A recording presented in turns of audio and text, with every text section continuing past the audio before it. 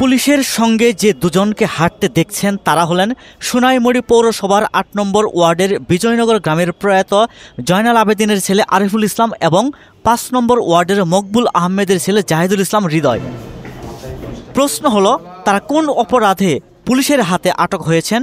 ১৪ জুলাই রাতে নোয়াখালীর সোনাইমুড়ি উপজেলায় যাত্রীবাহী বাসে তরিকুল ইসলাম নামে এক যাত্রীকে মারধরের অভিযোগে ২ যুবককে গ্রেপ্তার করে পুলিশ। চলুন ভিডিওতে দেখা যাক কি হয়েছিল বাসের মধ্যে।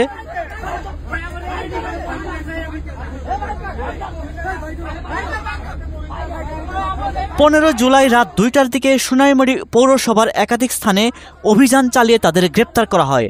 ১৬ জুলাই বিকেলে তাদের আদালতে পাঠানো হয়েছে। মারধরের ওই ঘটনায় ভিডিও সামাজিক যোগাযোগ মাধ্যমে ছড়িয়ে পড়ে। নোয়াখালীর অতিরিক্ত পুলিশ সুপার মোহাম্মদ ইব্রাহিম জানান, নোয়াখালীগামী লাল সবুজ পরিবহনের একজন যাত্রীকে গত পরশুদিন মারধরের যে ঘটনাটি ঘটেছিল সেই ঘটনাকে কেন্দ্র করে ভিকটিমের আপন ভাই গতকাল সোনাইমুড়ি থানাতে একটি মামলা করেছে এবং সেই মামলা রুজু হওয়ার ১ ঘন্টার মধ্যেই তথ্য প্রযুক্তির সহযোগিতা নিয়ে ২ জন আসামিকে শনাক্তপূর্বক আমরা অ্যারেস্ট করতে সক্ষম হয়েছি। পাশাপাশি ঘটনার কাজে ব্যবহৃত একটি হেলমেটও পাওয়া গেছে। আর ঘটনা সংশ্লিষ্ট অন্যান্য আলামত উদ্ধার এবং ঘটনার সাথে জড়িত অন্যান্য আসামিদের অ্যারেস্ট করার বিষয়ে আমাদের অভিযান অব্যাহত রয়েছে।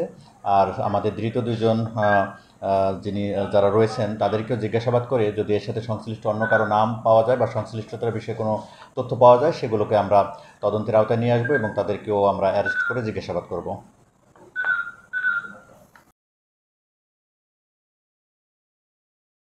ওয়ালটন এখন দেশের সীমানা পেরিয়ে পৌঁছে গিয়েছে ৫০টিরও বেশি দেশে। ওয়ালটন, ঘরে ঘরে বিশ্বজুড়ে।